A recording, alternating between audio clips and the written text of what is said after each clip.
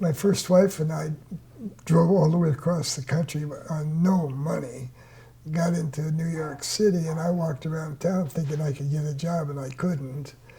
We ran out of money and we were broke. So my wife and I started out of town, and there was a sign that said, well, you could go in and see the Arthur Godfrey Show. And you'd hear on the radio, Arthur Godfrey Talent Show. So I thought, well, there were a bunch of people getting out of cabs going into that place, and that was a band. So I had my guitar, so I followed them in. And when they got in there, I got in there. And the cop came up, or a guy that worked there, came up, and the police guy came up and said, who are you? And I said, well, I come to audition for Arthur Godfrey. You couldn't do that. And the guy said, oh, he's upstairs. So I walked up to this room upstairs. It said audition room, and I went in and I sat down. And there was a big mirror in that room, but it was a double mirror, and there was a woman in there pushing buttons. And she said, who are you?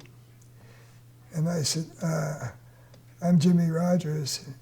She said, I don't have you on a list for an audition, Mr. Rodgers. John somebody is coming in.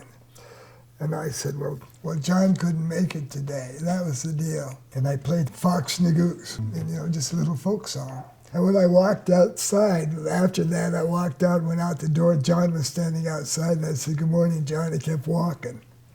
And so I won the Arthur Godfrey Talent Scout Show, $700